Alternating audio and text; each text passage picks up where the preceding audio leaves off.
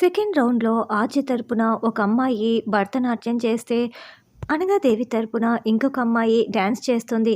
అయితే ఆ సెకండ్ రౌండ్‌లో భరతనాట్యం చేస్తున్న అమ్మాయి తప్పుగా వేసి స్టేజ్‌పై కింద పడిపోతుంది.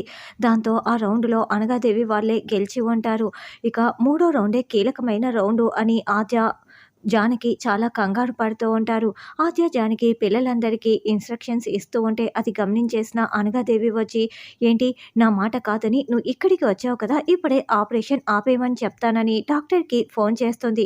ఆపరేషన్ మధ్యలో ఆపేయండి" అని వార్నింగ్ ఇచ్చి ఫోన్ పెట్టేస్తుంది.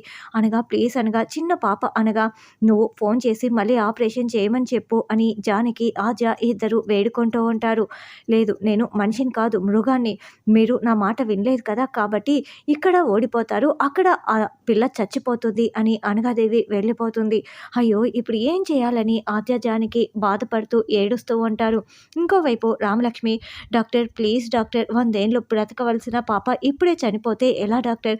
ఆపరేషన్ చేయండి డాక్టర్" అని డాక్టర్ కాళ్ళు పట్టుకొని వేడుకుంటూ ఉంటుంది. ఇప్పుడు మూడో రౌండు మొదలవుతుంది.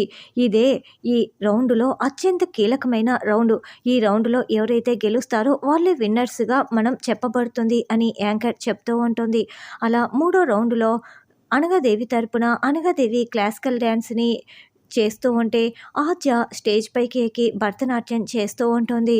"అమ్మ ఆద్య, మనం ఓడిపోకూడదు. చివరి ప్రయత్నం వరకు మనం పోరాడుతూనే ఉండాలి" అని రఘురామ్ చెప్పిన మాటల్ని గుర్తు చేసుకుంటూ, "పెదనాన్న, నా ప్రయత్నం ఏదో నేను చేస్తున్నాను. ఇక ఆ తర్వాతంతా ఆ దేవుడి దయే" అని కాలు బాగోలేకపోయినా కూడా ఆద్య భరతనాట్యం చేస్తూ ఉంటుంది. అనగాదేవి నేనే సూపర్ అన్నట్లుగా ఆ వెస్టర్న్ డాన్స్‌ని ఇరగదీస్తూ ఉంటుంది. అలా ఇద్దరూ కలిసి డాన్స్ చేస్తూ ఉంటారు. జానకైతే కన్నీళ్లు పెట్టుకొని ఆద్య కాలు వైపు చూస్తూ ఆద్య గెలవాలని కోరుకుంటూ ఉంటుంది. ఇప్పుడు డాన్స్ పర్ఫార్మెన్స్ పూర్తయిపోయింది. ఇప్పుడు విన్నర్స్ ఎవరంటే అని అక్కడున్న జడ్జిలు చెప్తూ ఉంటారు. ఇక్కడ ఆద్య ఎలా గెలుస్తుంది, అక్కడ రామలక్ష్మి ఆపరేషన్‌ని ఎలా పూర్తి చేయిస్తుంది అన్నది రానున్న ఎపిసోడ్‌లో తెలుసుకుందాం.